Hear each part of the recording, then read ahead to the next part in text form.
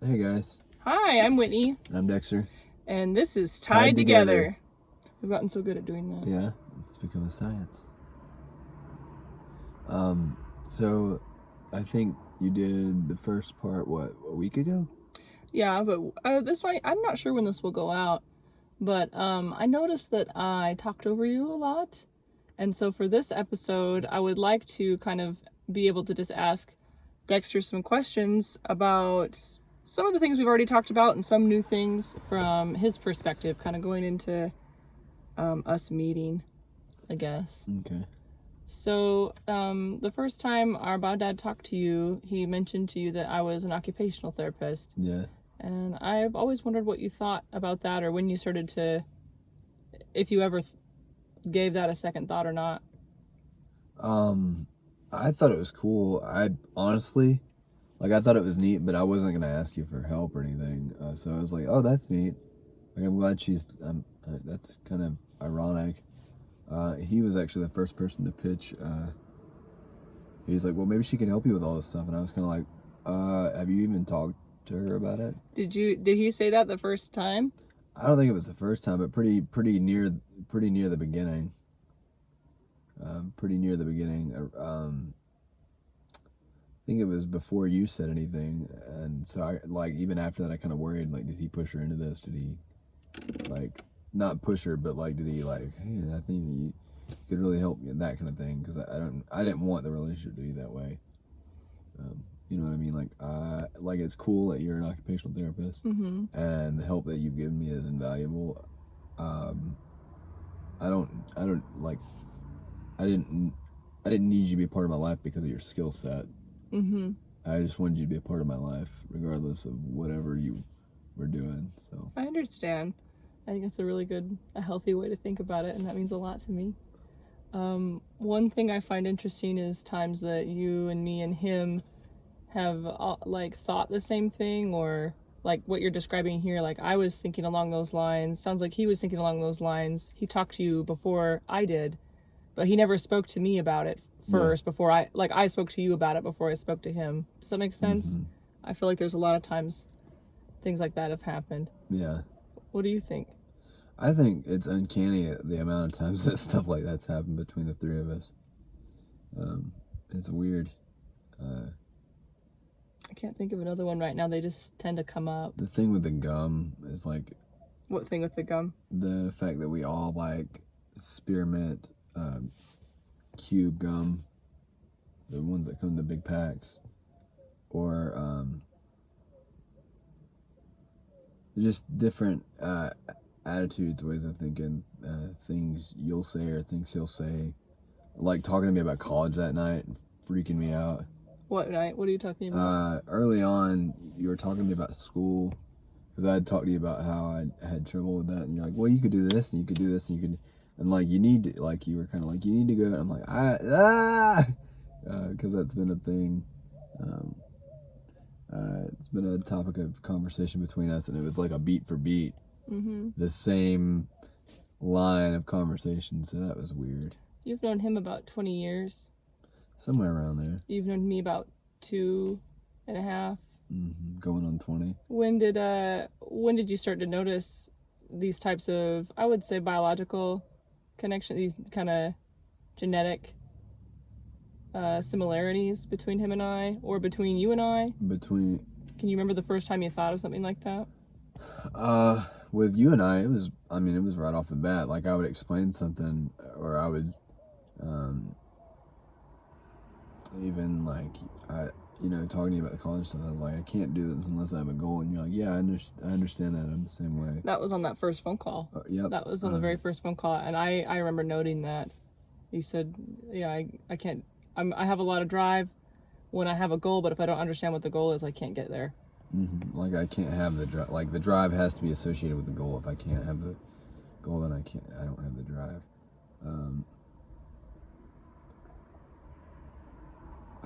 There was... What about between me and him? Between you and him, oh my God, it's so weird.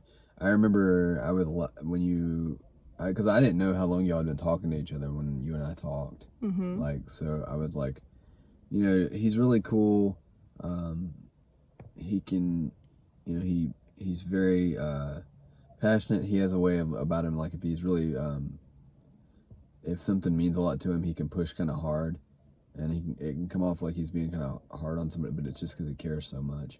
Mm-hmm. And I remember it kind of freaked you out. You kind of like took a pause, and I didn't find out till later. You're like, I'm like that, so that's another. Yeah, and that was on the very first phone call too. That's another thing. You've always given me a lot of perspective that I wouldn't have had otherwise. I wouldn't have been able to make those types of connections for a long time without your observations and sharing them with me. I remember early on you would almost fight with me about it. Not quite there, but like you would be like, I'd be like, oh, that's like I don't remember a specific example, but I do remember talking to you early on, and you'd say something and be like, oh, that's the same, is it like this? And you're like, I don't know. I said, it sounds like this sounds pretty similar to this situation or this over here, and you're like, I don't know. And then like, I think a way that we all are is that we want to eliminate bias. Yeah. And so I didn't want to get just the facts caught up. I didn't want to get caught up on oh well, maybe that is and maybe it isn't. It's hard to know for sure. That's not factual. Yeah. It's that analytical mind. Mm-hmm. I think it's pre-programming too, personally. Some of it must be, apparently. I think it's like a way to protect. Yeah. That's my opinion. That particular bit, yeah, absolutely. You showed me what like biological connections even were. Like I had no framework for what was possible there besides looking like somebody. And that's the truth. Kind of a roadmap. Yeah, you gave me a big roadmap. Well, that's what it's been. I don't think that was ever like my intention, but that's kind of how I did it. Like watching him, seeing the choices he made, saw things in me that were similar. Mm-hmm. Maybe not a one for one, but I could see a lot of the mechanisms were the same. Right. And I could see the potential for being the way that he is, whether it be good or bad. Mm-hmm. And I would take the good and run with it, and I would try to leave the bad as best I could. Right, or try to work with it. Mm-hmm. I wonder if people who have grown up with their biological family do the same thing with their parents. I would like to know that. I've wondered that a lot.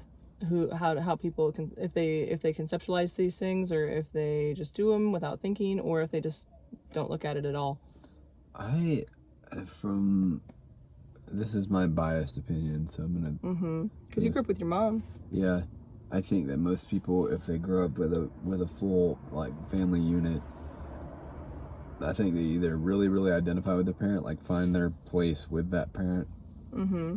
and be like, he's this way, I'm this way, she's this way and I'm this way, or they like completely like see things that they don't want or don't like, and they're like, I'm not like him at all. I'm my own, and neither one of those is true necessarily. Not quite true. Like they're not true in and of themselves, and both kind of are true in and of themselves also. Can you tell me about, from your perspective, the events that led me to come to Florida?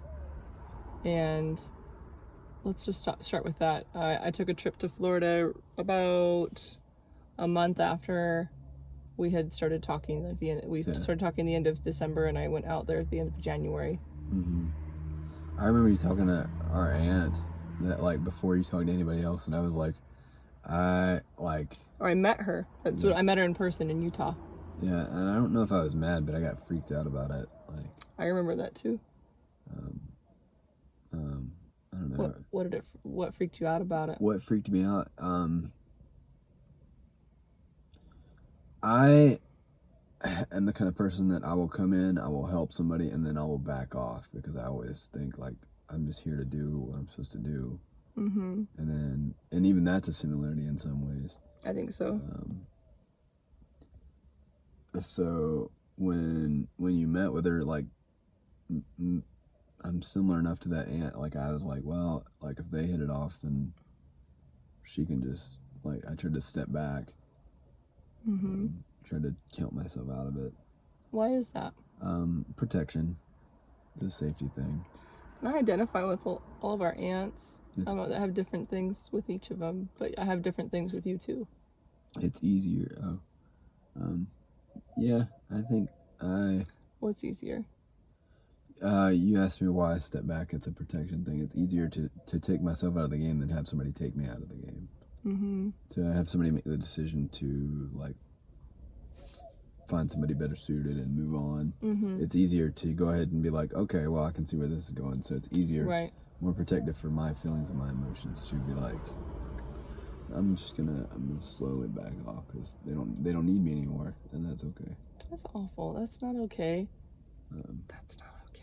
But I'm just trying to be honest. I understand. So I met her first when I went to Utah, and then and then what happened that, how did you feel finding out that I was coming to Florida? I was excited, but super nervous. Tell me more about that. I was excited because we were tight, like already at that point. Like we were really super tight. I thought we'd be waiting like 3-4 months, and I thought you'd meet our bio dad first. And I had told you I wasn't going to come out there till like June or July. Yeah. So on that note, I was excited. I was nervous because you were stepping into it's like home turf that you had no idea about. Right. And you were going to be my person there. Yeah, and I really had no concept of how to do that at that time. And golly, that was a train wreck. Oh, I don't know. Well, as far as you depended on me in those moments, I was not. I was like, I didn't have any concept of being a co-pilot or trying to help you with. Oh, tell me more what you mean. So I have lived my entire life with people already having the answers and taking care of everything around me without me moving or whatever. Mm-hmm. So when you're like, I'm coming to Florida, I need your help to be my point man. I was like, yeah, I'm thinking like, I'm just gonna ride shotgun. We're gonna hang out. It'll be fun or whatever. It wasn't fun. It was fun, but I did not realize what you were wanting me to do when you described that. So like we would go places. You're like, where's this turn? And I'm horrible with directions. That's also something we share. So am I. Yeah. So am I. Hello, family. Do you know that I'm horrible with directions? I think you do. So you'd be like, where do you go here? I'm like, I don't have any idea, but like I think part of that is my natural inclination to be terrible with directions, and part of that is because I've never had to try to remember where some's at because everybody else already took care of it. You're a lot better about that now. Yeah. You help me sometimes you help me not miss my turns. Yeah. Sometimes we miss them together. Yeah, well, we'll get in the middle of talking and then we're both not doing the thing, so. I didn't get good directions until I learned to drive. And so so when you told me that, I understood completely. I was like, oh, okay. And I was like, oh, this is like if Whitney never was able to get her driver's license, it would be the same thing. Yeah, it's been, I mean, I did that with you, like making those connections, but you coming back and making them with me as Which connections? Like stuff like that, like the driving thing, and because like I feel like a lot of my stuff gets blanket attributed as CP, and some of it is. I'm not taking away from that, Sure. but a lot of it wasn't. A lot of it's just natural inclination. What do you mean? Like the driving thing, or like the thing that everybody would say is like, well, Dexter can't see anything if it's right in front of his face. It just doesn't. It just doesn't. It's my pearls. I don't do that. Not me. But that, and then what's another one? I had one in mind and I just lost it. I think we both will have a hard time texting back sometimes. Like you'll get doing something and you'll forget about your texts. Yeah. I'm like the worst about that. But stuff like that. This isn't related to your original question, but I just like to hear your thoughts. Good luck. No. So talk more about the Florida trip. How was it for you that I put you in a role like that? Or it sounds like you had never been. No one had ever looked at you that way before or expected anything out of you in that way. Yeah, you put me in that role, and I can't even explain to you how difficult it was, and it's not your fault. but like my brain, my way of thinking was like I couldn't even process what you were asking me to do. Like on a fundamental level, you'd be like, do this, and my brain would just be like you just could it was like a short circuit. Mm-hmm. It was like and Lord help us, it was so bad. You were very good emotional support on that trip. Yeah, That's your wheelhouse, and that's really what I needed. yeah. I managed the other by myself. It didn't occur to me that it would be difficult for you, I guess, because I think I'm a little reliant on others also. Everybody usually can get around, especially in their hometown and stuff, can get around a little better than I can. So I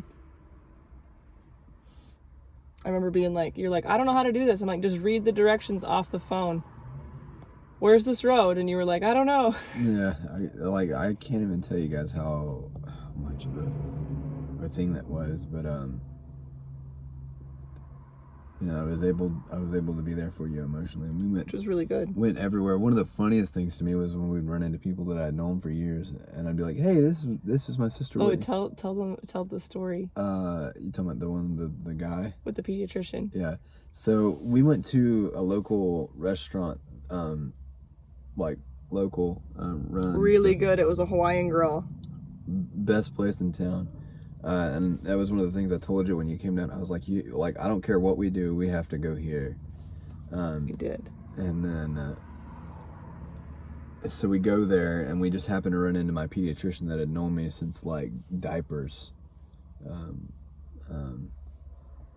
And Whit's adopted, so like we're sitting at the table, and he's like, "Hey," like he starts talking to me just like normal, and he's talking to me, and I'm like, "Well, this is my sister Whitney," and he kind of looks, and he looks back at me, and he looks at you again. He was looking at like, here, come over here, be alike. No, look alike to me, like turn your face the same way as mine. Yeah, he was looking at like the resemblance. You could see him like looking back and forth. And then he just kind of, okay, let's do it. Yeah. You look like a dork. Well, so do you. It's the same face. Okay, let's look at each other like this. But so like we got to watch him go back and forth, and he was like, "Huh." Yeah, he didn't say a word. And then just walked away. He was like, "Oh, hi." He shook my hand. Yeah. He was like, it weirded him out, but he did shake my hand. and then go ahead. Oh, nothing. I'm just checking the time. No, I just it was going darker, and I wonder if my battery's going dead or something. But it's probably gonna be fine. What's the worst that could happen? Another funny thing about it is people will often slot us in for each other because we're so similar, I guess. Tell me about that. It was weird seeing you come to my house and have my family there, my mom, my dad, my brother, and watch every single one of them just do the same stuff with you that they would do with me. Especially my brother. It was really weird. He did too. And kind of eerie. I was like, holy cat! Like that was the first time I'd run into that. I've taken your place. Yeah, apparently. What was it like? Tell us about the first time we met. The first time I came over to the house. Like that, not like when I came from the airport and take us up to the house. So, so I flew in. Yeah, you flew in. I knew you were in the area. Mom and Dad had to go somewhere. They had to take the boys to the church or something, and so, which looking back is a really good. I think it was good for us to just kind of have that time alone, to just kind of hang out. But they go to the church, and I'm like, I know you're supposed to be there, so I don't go anywhere. I don't remember what day it was. It's Saturday. It was a Wednesday. Oh. It was a Wednesday. And usually I'll go to church on Wednesday, so I completely skipped service. I stayed home. They had left to go to service, and so I'm waiting, and it's okay late. It's dark. It was dark. And then like I heard you knock on the door, and I was excited, but like my stomach was in knots because I was like, how is this gonna go? Like I was super excited, but I like almost went like, it was almost like a disbelief. Like I couldn't even actually believe the moment was happening. And then I remember like opening the door and seeing your face and just like mentally just like I was just gone. Mm-hmm. And you tackled me. I hugged you. Tackle.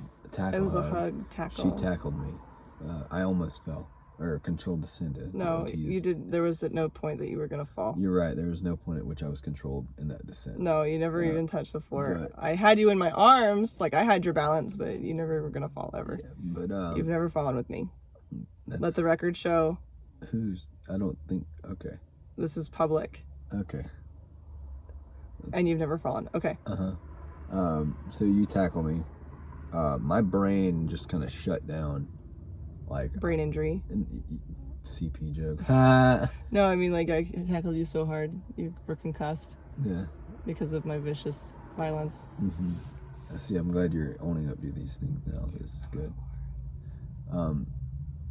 But so we go in the house and we sit down on the couch and we just sit there for like 20 minutes because I'm like not cognitively I'm gone. Like not that I was trying to be rude or anything, but like I just my brain was like, this is too much information. I'm gone. You are too. And I remember like I did the same. I would like look over at you just to be like, is this like real? Is this legit? And then I did the stupidest thing ever. Like I started to try to like come back to reality, and then I immediately tried to have a pillow fight with you. Yeah, you were throwing like some of the couch cushions at me. You're like, oh, you're my sister, and then you started doing that. And I was like, what is happening? Yeah. Help. So that was dumb, but I wasn't gonna tell them about that, but I'm glad that you did. That's fine, but yeah. So I did that, and then I think we stayed and talked for a little bit, and mom and them came home. We all talked, and my brother came in, and it was. Your brother wasn't there that first night. That was later. Oh, that was later. I was glad to meet him while I was on my trip, but I didn't meet him that first night. Yeah.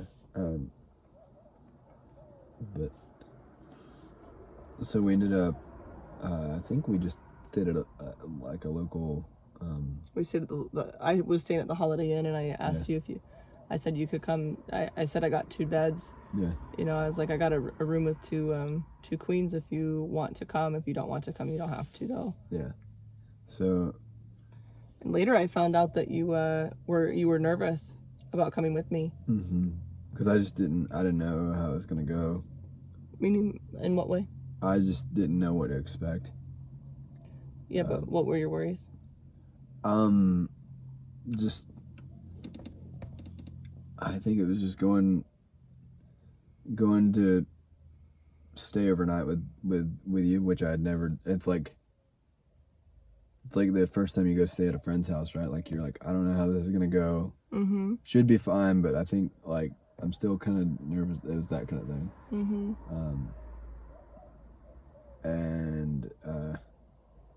But it went good, and like we both were like, I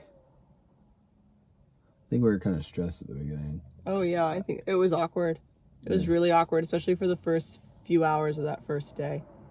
Mm-hmm. Just trying to adjust to like existing in the same space as one another, in the same universe. Mm-hmm. For me, there was a big kind of a learning curve with your disability. Yeah. Like later, I found out all this stuff. And I was like, oh, you know, so dumb. So like, I waited. You know, you told me to come to the side door, and I remember waiting a long time, and I was like, what is happening? And you have stairs over there. Yeah. And I was like, why didn't he just have me come up the porch where the stairs are on the outside? Yeah. You know, so you had to go down the stairs in order to open the door for me. And then like I remember driving to the hotel, and I like wasn't sure how far you could walk.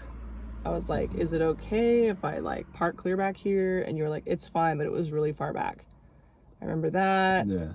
I remember I was in the bathroom changing. I was like, I'll be good, but if you hear a loud thud, just come in. And like immediately after that, I take it back. He did fall, but I wasn't in there with him. Yeah.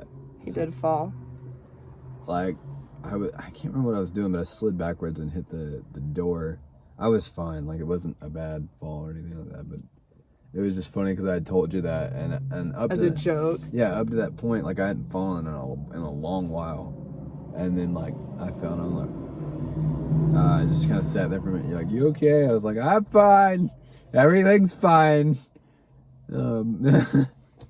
Heck. So that was the first forays into just being siblings, good to hang out.